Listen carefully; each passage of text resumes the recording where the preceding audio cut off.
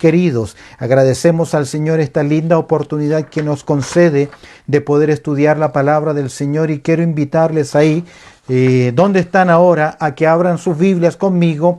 Vamos al Evangelio de Marcos, vamos a considerar el capítulo 2, estamos avanzando verso a verso en el Evangelio de Marcos, y hoy vamos a considerar el capítulo 2 y vamos a leer juntos desde el versículo 13 en adelante. Evangelio de Marcos, consideremos juntos desde el versículo 13 al verso 18. Dice la palabra del Señor así: Después volvió a salir al mar, esto es el Señor Jesucristo, y toda la gente venía a él y les enseñaba.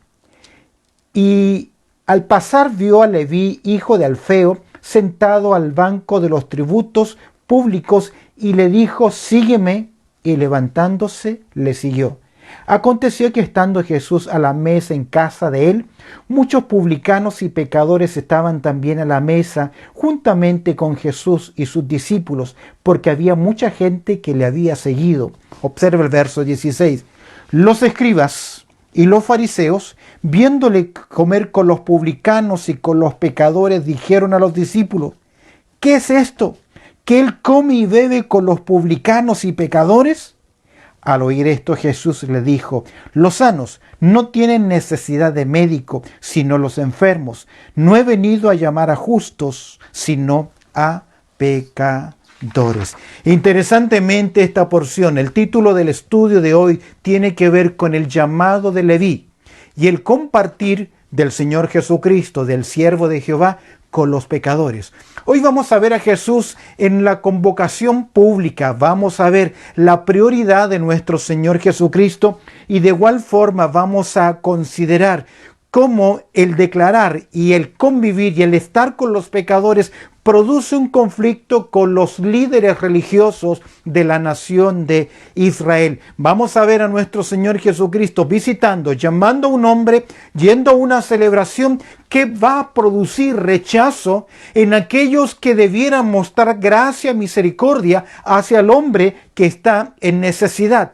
Mira conmigo, ¿qué podemos aprender de esta porción? En primer lugar, al observar el versículo 13, quiero que veas conmigo cómo Jesús está directamente dedicado a su cometido público. Jesús y su cometido público. Al mirar el verso 13, podemos observar cómo el Señor Jesucristo realizaba su ministerio. Dice el verso 13, después volvió a salir al mar y toda la gente venía a él y les enseñaba. Vemos acá que su cometido público, el ministerio del Señor Jesucristo, es sin duda alguna tremendamente activo. ¿Cómo comienza el verso 13? Marcos lo acentúa diciendo lo siguiente: después volvió a salir al mar. ¿Después de qué? Jesús ha regresado de su viaje misionero. Recuerdas que él recorrió el sector de Galilea y él fue por aldeas, por ciudades, predicando la palabra del Señor, sanando también a personas. Mira el cometido del Señor. Vemos que Jesús está tremendamente activo, dedicado por completo a su misión. Vemos después volvió a salir al mar. Obviamente acá es el mar de Galilea, que realmente es un lago. Ahora, el Señor Jesucristo se va a mover a ese lugar, sale de la casa donde, recuerdas el estudio pasado, sanó el Señor a un paralítico, perdonando su pecado y también trayendo salvación sobre su vida, lo cual produjo un recelo entre los líderes religiosos. Vemos ahora que sale de la casa y volvió a salir al mar y toda la gente venía a él. Vemos que el ministerio de Jesús es activo. Después de esto volvió a salir. También es un ministerio de afluencia. Hay gente, siempre hay personas. En el Evangelio de Marcos vamos a notar que continuamente Marcos presenta multitudes siguiendo a Jesús. Obviamente no todos porque creen en él. Algunos porque tienen intereses creados por un beneficio personal. ¿Cómo es ese cometido de Jesús? Es activo, es de afluencia, pero también es de anuncio. Dice el texto, cuando Jesús se reúne con las multitudes, ¿qué hace el Señor? Y les enseñaba. La prioridad de nuestro Señor Jesucristo era llevarles la palabra de Dios, el mensaje de salvación. Recuerdas que Juan dice que a Dios nadie le vio jamás, pero unigénito del Padre, Él le ha dado a conocer. Y aquí encontramos que con gran maestría el Señor va a enseñar. La gente que oye a Jesús lo reconoce porque Él les enseña como quien tiene autoridad. Y esta expresión significa que al oír sus palabras, al oír la enseñanza, esa luz reveladora de la verdad de Dios inundaba sus corazones y les sorprendía al ver y entender la enseñanza y la palabra de Dios. Por excelencia, nuestro Señor Jesucristo es un tremendo comunicador. No simplemente le enseñó personalmente en forma directa, sino que también a través de ilustraciones, a través de parábolas, a través de historia, a través de preguntas, a través de enseñanzas públicas, de analogías, de ilustraciones. Fue tremendo el ministerio de nuestro Señor Jesucristo. Vemos en verso 13 lo activo que era, la afluencia, la gente que está alrededor de Jesús, y Jesús no va a perder oportunidad de enseñarles qué cosa, la palabra. Les enseñaba la palabra, el mensaje de salvación. Lo que Marcos comienza en el verso 1 del capítulo 1, el evangelio del Señor Jesucristo. Es un gran maestro y está entregado por completo a esa prioridad. Observa conmigo ahora versos 14 y 15. No simplemente vemos a Jesús y su cometido público, sino que ahora podemos considerar a Jesús y su convocación a un publicano. Observa el personaje, verso 14, la primera parte. Y al pasar, ¿qué va haciendo Jesús con las multitudes? Va enseñando, va instruyendo, va hablando con personas, va aclarando las verdades de Dios.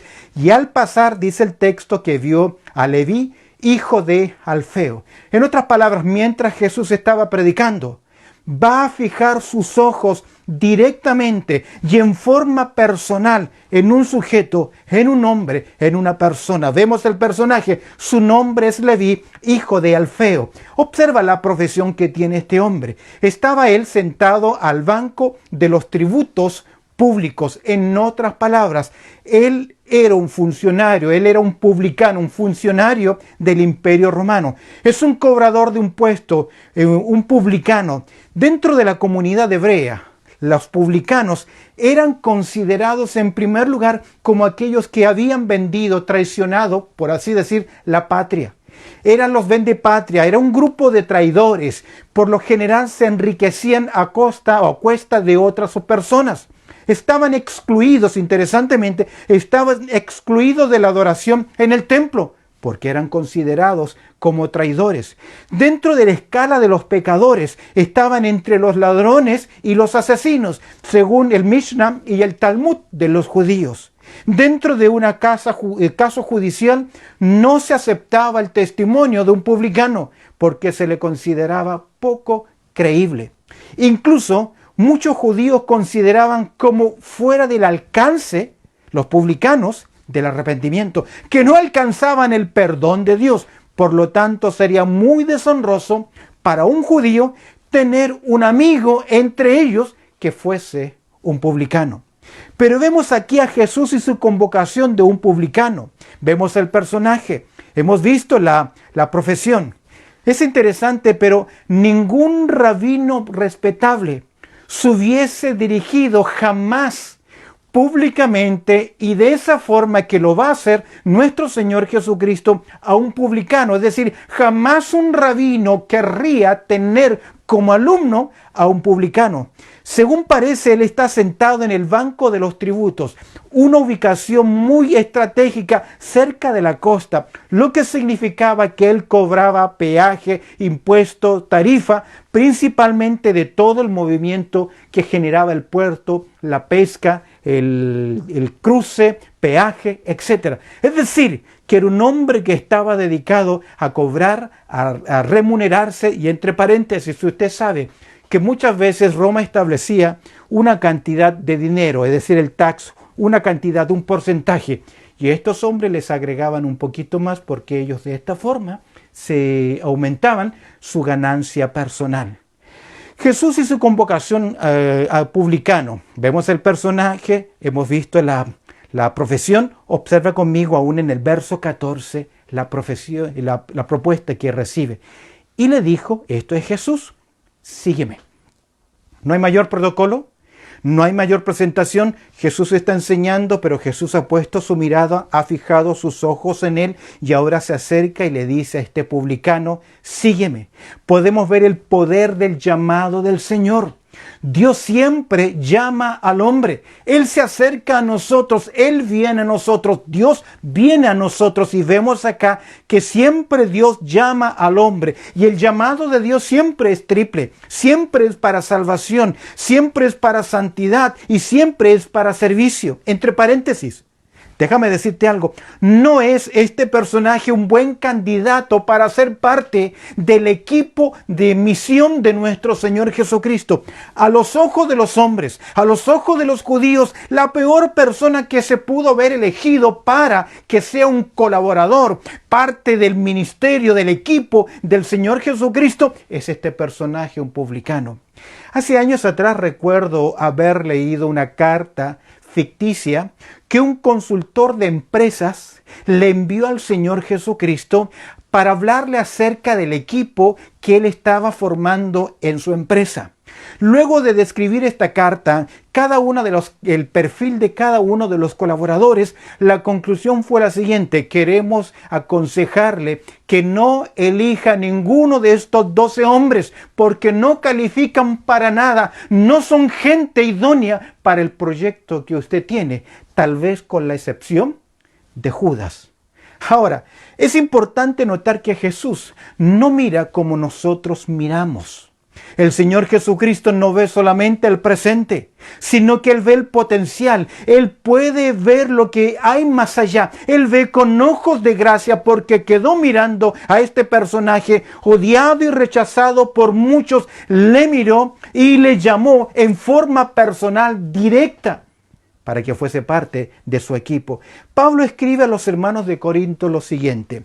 En 1 Corintios, en el capítulo 1, verso 26 al 28, si me quieres acompañar, 1 Corintios, en el capítulo 1, verso 26 al 28, para que veamos que nosotros solo vemos el presente, el ahora, forma lineal. El Señor Jesucristo ve más allá y ve el futuro. Este no era un candidato bueno, no era un personaje bueno. Socialmente no era querido y respetado para ser parte del grupo del Señor Jesucristo, de sus discípulos. Pablo dice en 1 Corintios capítulo 1, versos 26 al 28. Así, pues mirad, hermanos, vuestra vocación, que no sois muchos sabios según la carne, ni muchos poderosos, ni muchos nobles, verso 27, sino que lo necio del mundo escogió Dios para avergonzar a los sabios, y lo débil del mundo escogió Dios para avergonzar a los fuertes. Verso 28, y lo vil del mundo y lo menospreciado escogió Dios, y lo que no es para hacer lo que es, a fin de que nadie se jacte en su presencia. Si Dios puso su mirada en este hombre, es porque Dios vio el potencial y vio Dios mucho más allá. Y de hecho, mis queridos, si Dios en algún momento usó una asna, una vara torcida, aún el Señor Jesucristo dijo, las piedras hablarían. Sin duda alguna, Dios siempre está dispuesto a utilizar a aquella persona que se deja usar por el Señor. Recuerdo la historia, aquel momento cuando el profeta Samuel tiene que ungir al rey. Tiene que ungir al rey ungido por el Señor, que no era Saúl, porque Saúl no era el hombre conforme al corazón de Dios. Y Dios envía a Isaí, al profeta Samuel, a la casa de Isaí, porque Dios le ha dicho que uno de los descendientes de los hijos de Isaí sería el rey en Israel. Y Isaí presentó a todos sus hijos, la gran mayoría de ellos, pero olvidó presentar a uno solo. ¿Y sabes por qué? Porque aún el padre pensó que David sencillamente era un pastor. Pero déjame decirte, cuando todos ven un simple pastor, Dios ve un gran rey. Dios no busca habilidades, sino que Dios busca disponibilidad. Servir a Dios no es lo que hacemos por Él. Servir a Dios es lo que Dios hace a través de nosotros. La razón es porque el corazón del hombre es engañoso y siempre quiere presentar logros humanos. Me hace recordar las palabras del apóstol Pablo cuando escribe a los hermanos de Corinto. Allá en el capítulo 4, verso 7, Pablo les dice lo siguiente: para que por esto tenemos este tesoro en vasos de barro, para que la excelencia del poder sea de Dios y no de nosotros. Queridos, Dios le ha placido utilizar a simples hombres que tal vez para muchos son un rechazo, es imposible. Dios miró, el Señor Jesucristo miró a este hombre, y mientras va caminando al Señor Jesucristo le hace una propuesta. ¿Cuál es la propuesta? El Señor Jesucristo sencillamente le dijo: sígueme. ¿Recuerdas cuando el Señor Jesucristo te llamó? ¿Cómo lo hizo? ¿A quién utilizó Dios?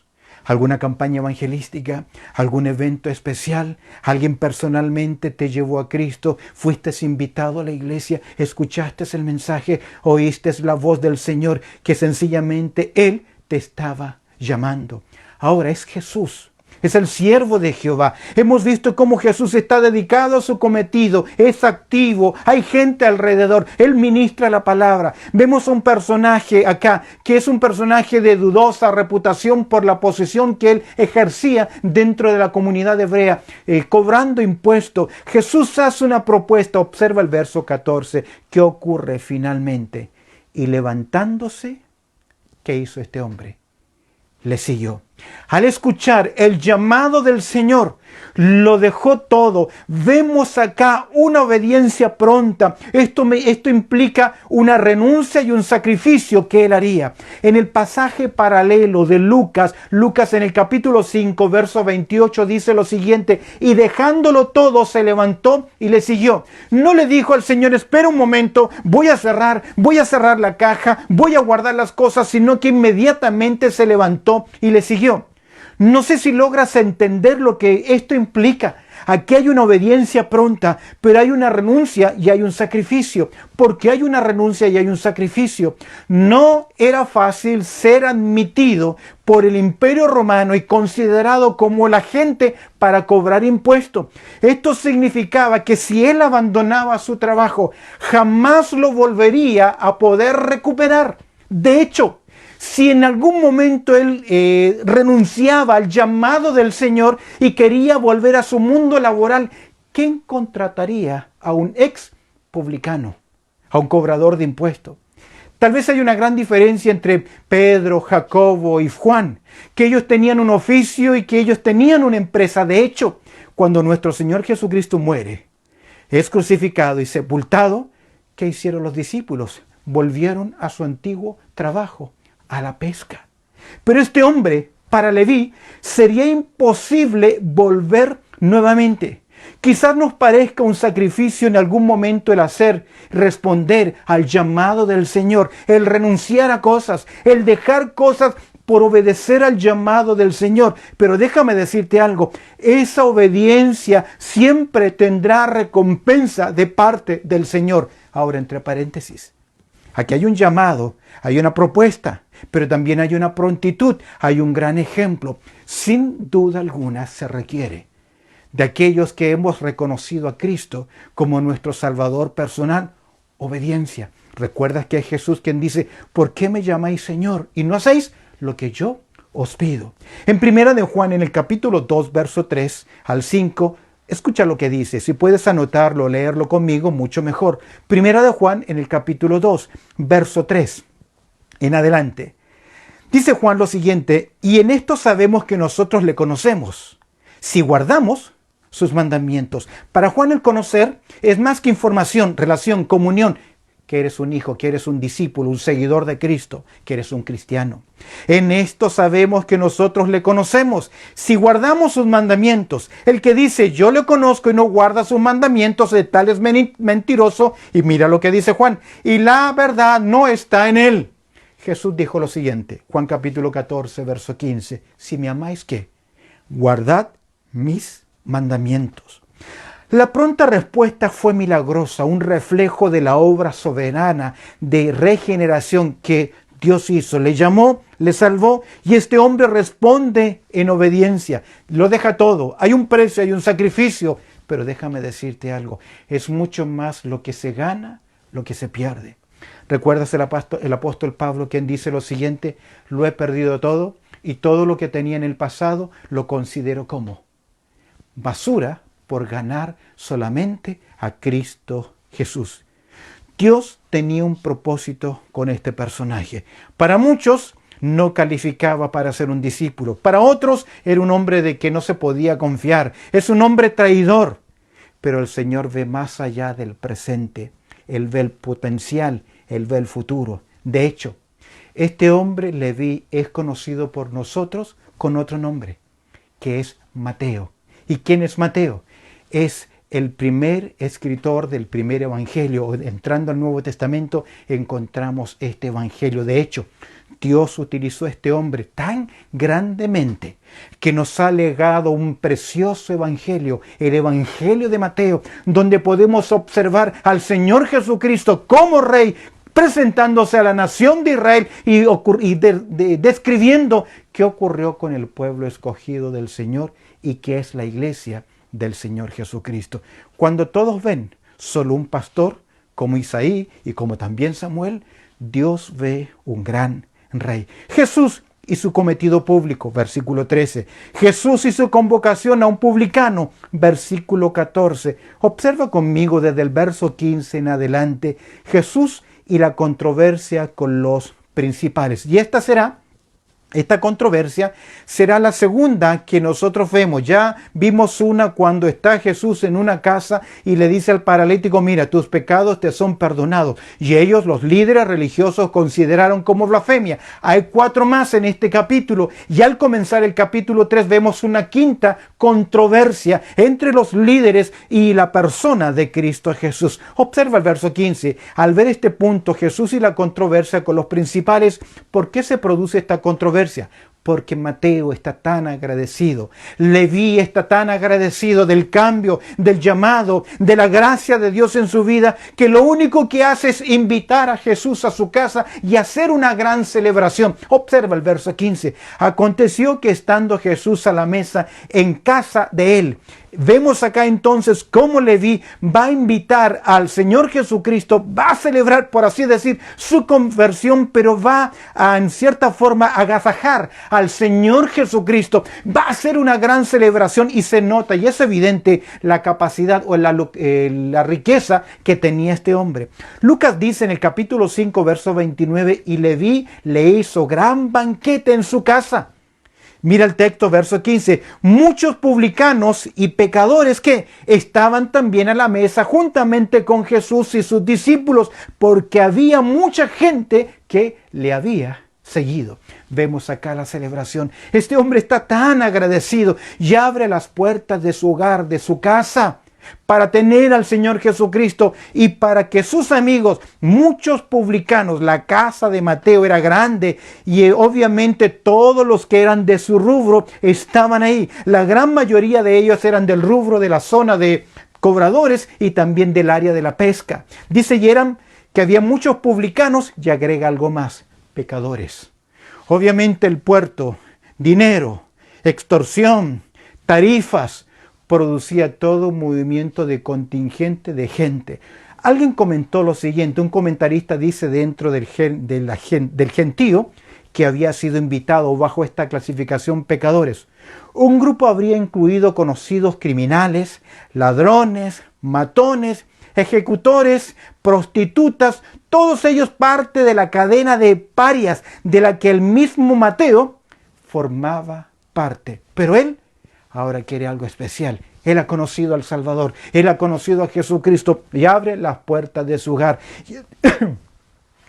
Perdón, dice el texto, y estaban también a la mesa juntamente con Jesús sus discípulos. Al estar en la mesa, esto indica que pasó un tiempo, que hubo conversación, que hubo enseñanza. Tal vez hay preguntas y Jesús está dando respuesta a todo y los discípulos observan y aprenden juntamente con Jesús porque había mucha gente que le había seguido. Hay un gran gentío, personas, y dentro de las personas que están observando y siguiendo a Jesús están los líderes religiosos de la nación de Israel. Entre paréntesis, creo que este método sigue siendo una gran estrategia para alcanzar a otras personas.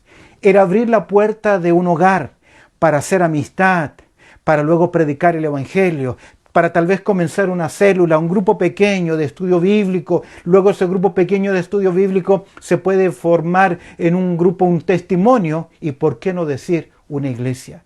Recuerdo entre los años 87 y 88 que tenía la oportunidad de comenzar a fundar iglesias en un sector en Argentina llamado Bransen.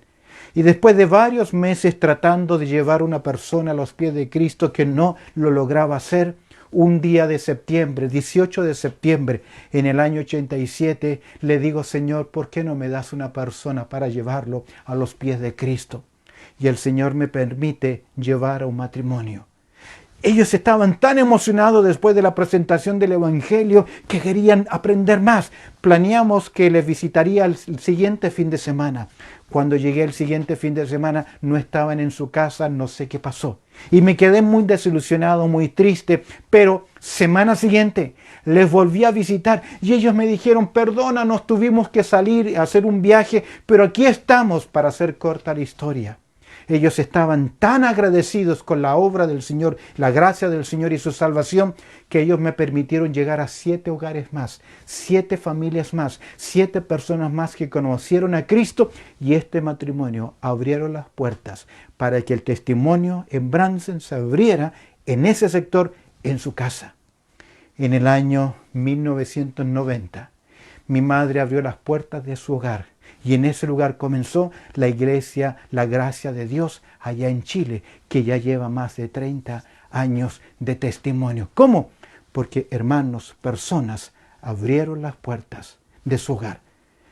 Pero obviamente es para comenzar un punto blanco, no porque un grupo se separa de otra iglesia y se reúnen en una casa mientras están a la búsqueda de un templo, de un lugar físico. Es dar testimonio, abrir la puerta, y puede ser tu oportunidad para alcanzar también a otros.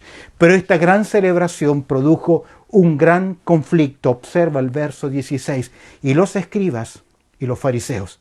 Ya hemos hecho mención de estos personajes. Los escribas son los eruditos, los doctores de la ley, los conocedores de la ley. Los fariseos son los separados, un grupo de hombres que dijeron: queremos vivir para Dios, apartándonos para Dios, pero que ya en el presente es un símbolo más de nada de una apariencia, de religiosidad, de legalismo, de estereotipo, pero no de una comunión sincera con Dios.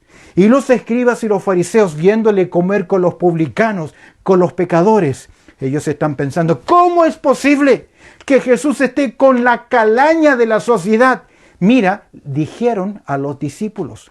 No pudieron suprimir su rechazo y lo comentaron a los discípulos. Veo acá que hay una mala intención en ese comentario. De hecho, Lucas, en el capítulo 5, verso 30, dice que los fariseos comenzaron a murmurar, comenzaron a hablar entre dientes, comenzaron a quejarse, comenzaron a decir: ¿cómo es posible que su maestro, su líder religioso, su rabí, porque Jesús ya es considerado como un rabí, cómo es posible que él esté con ese tipo de personas? Y dijeron a los discípulos: ¿qué es esto que él come y bebe con los publicanos y también con los pecadores? En otras palabras, son una expresión de desprecio. El comer y el beber significa tener comunión, tener intimidad. Jesús se hace amigo de los pecadores, no para mancharse, no para hacer lo que ellos hacen, es evidente, sino porque el Señor Jesucristo se identifica con ellos para expresarle su amor, su gracia, y que en Jesucristo, que en Él hay perdón. De hecho, los líderes religiosos acuñaron un título a Jesús: amigo de publicanos, como para decir: Él es uno más de ellos. Es interesante que nuestro Señor Jesucristo dijo en Mateo capítulo 9, verso 13 lo siguiente, leo para ustedes: id pues y aprended, mira la enseñanza de Jesús, aprended lo que significa misericordia quiero y no sacrificio, porque no he venido a llamar a justos, sino a pecadores al arrepentimiento. ¿Qué hacía Jesús entre los publicanos, entre los pecadores, entre las prostitutas, en el bajo mundo? Él vino a buscar y salvar lo que se había perdido. Jesús y su controversia con los principales. Esta es la segunda de 5 entre el capítulo 2 y el capítulo 3. Vemos la gran celebración de Mateo, agradecido, agasajando al Señor. El conflicto, observa conmigo el verso 17, verso final. Al oír esto Jesús. ¿Qué oyó Jesús?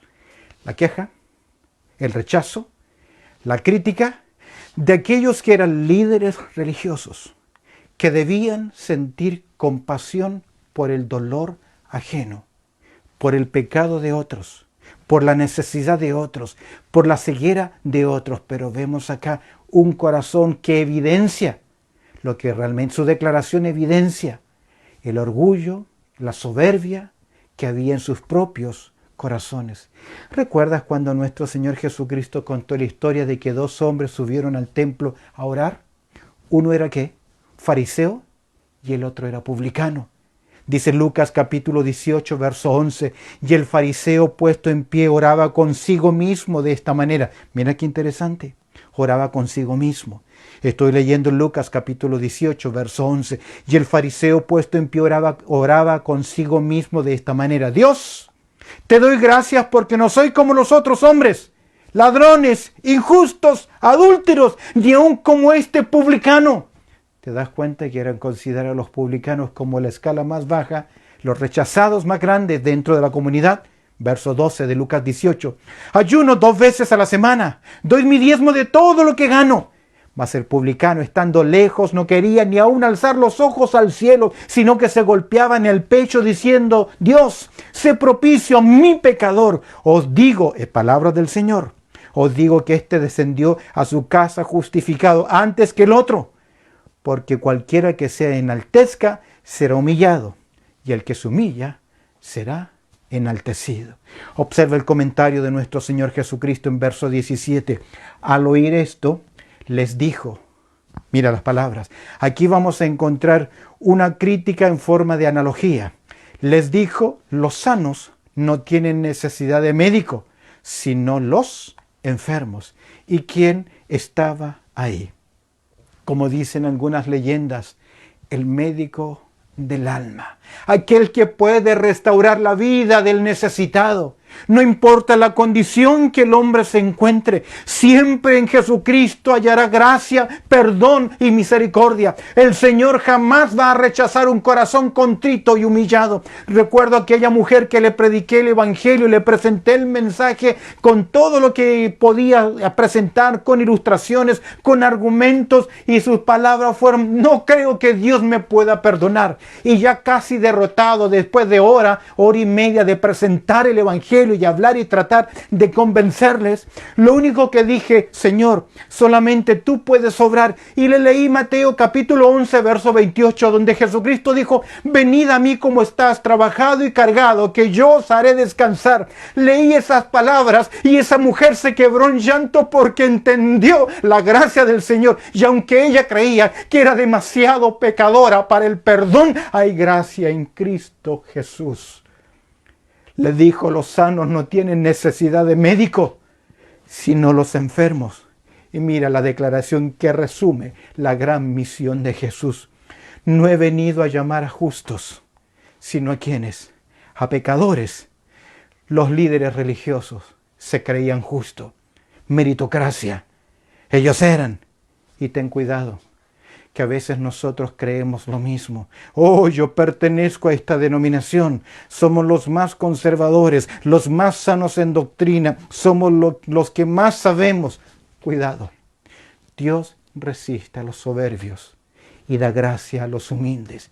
Y esta crítica, amigos de pecadores, de publicanos, se convierte en el eslogan principal del Señor Jesucristo. Porque Él no vino a buscar a justos, sino llamar a pecadores. Y déjame decirte algo, tú también, al igual que yo, éramos un pecador. Y si no es por la gracia del Señor Jesucristo, si no es porque Él nos miró con ojos de gracia, estaríamos, al igual que el resto de muchos, perdidos bajo el juicio, sin esperanza alguna. La iglesia del Señor Jesucristo no está formada de gente perfecta, sino de pecadores que han sido perdonados. Los creyentes saben que no son justos por ellos mismos, sino por haberse apropiado a la persona de Cristo Jesús. Segunda a los Corintios capítulo 5, verso 21 dice que al que no conoció pecado, por nosotros lo hizo pecado, para que tú y yo viniésemos a hacer justicia de Dios en él. Los pecadores que vienen a los pies de Cristo deben ser considerados, escúchame bien, como grandes trofeos de la gracia de Dios. Es por eso que el Señor Jesucristo nos dice, bienaventurados los pobres en espíritu. Aquellos que se declaran en bancarrota, que entienden que no hay nada que puedan hacer para alcanzar la gracia divina. Quiero terminar leyendo las palabras del apóstol Pablo a la iglesia de Corinto, allá en 1 Corintios capítulo 6, verso 9 al 11. Observa lo que dice. 1 Corintios capítulo 6, verso 9 al 11. ¿No sabéis, dice Pablo, que los injustos no heredarán el reino de Dios? No erréis, ni los fornicarios, ni los idólatras, ni los adúlteros, ni los afeminados, ni los que se echan con varón, ni los ladrones, ni los avaros, ni los borrachos, ni los maldicientes, ni los estafadores heredarán el reino de Dios. Verso 11, y esto erais algunos, mas ya habéis sido lavados, ya habéis sido santificados, ya habéis sido justificados en el nombre del Señor Jesús por el Espíritu de nuestro Dios. Porque hubo alguien que se interesó, llegó a ellos y les predicó el Evangelio. Hace años atrás, uno de mis directores en la facultad cantaba un coro que decía, era una vida inútil y errante. Un cadáver divino era yo. Era un cadáver, era yo, hasta que vi la mano herida de Cristo. Me tocó, nueva vida me dio. Alguien se interesó por mí. Alguien se interesó por ti y te llevó a Cristo. Los líderes religiosos criticaron por qué Jesús entra a una casa. Querido, si has recibido de gracia, comparte con otros con gracia. Tal vez puedes comenzar a planear un grupo, un testimonio, un grupo de estudio bíblico en tu hogar, en tu casa, e invitar a otras personas para que conozcas a Cristo. ¿Qué más puedes hacer para llevar a otros a los pies de Cristo? Este hombre, Leví, Mateo, lo dejó todo por seguir al Señor Jesucristo. Hay una historia interesante de un personaje que con su riqueza, con su dinero, Oscar Chidley, compró la liberación y la salvación de la vida de 1000 judíos. Este grupo que fueron rescatados del holocausto de la muerte. Entre ellos hicieron un anillo y se lo regalaron a Chidley en agradecimiento por todo lo que había hecho, por dar su dinero, su esfuerzo y salvar a más de 1000 personas. Si tú ves la película La lista de Schindler, al final, el cuadro final, él mira un anillo que tiene, un abrigo, un carro y dice, si hubiese vendido esto, tal vez hubiese podido rescatar a uno más, a uno más. Queridos, el Señor Jesucristo pagó el precio. Lo único que usted y yo debemos hacer es dar de gracia lo que de gracia hemos recibido. Tal vez es momento para que usted se comprometa fielmente en llevar a otras personas a los pies de Cristo, en apoyar económicamente la obra del Señor, mirar misiones, apoyar a misioneros, comprar Biblias, regalar literatura, hacer algo de todo lo que Dios le está dando para alcanzar a aquellos que aún no conocen a Cristo como su Salvador personal. Oremos. Bendito Padre Celestial, te agradecemos por tu amor y también por tu cuidado y por estas palabras, Señor, que nos enseña que en Cristo Jesús hay gracia y hay perdón. Y qué tremendo ejemplo de la persona de Cristo Jesús, de alcanzar a otros, de buscar al pecador. Y te doy gracias, Señor, porque si hoy tengo esta oportunidad de hablar de tu palabra, y si hay alguien que me está oyendo, es porque tu gracia lo ha querido así. Me has mirado con ojos de gracia y has perdonado todo mi pecado y mis fracasos en mi vida. Te alabo y te doy gloria. Y te pido, Señor, por mis hermanos, que este mensaje pueda tocar sus vidas, para rendir nuestras vidas, y así como Leví, como Mateo, dejándolo todo, renunciando a todo, siguió al Señor. Añade tu bendición a lo que hemos considerado en el día de hoy, pues oramos a través del precioso nombre de Cristo Jesús. Amén.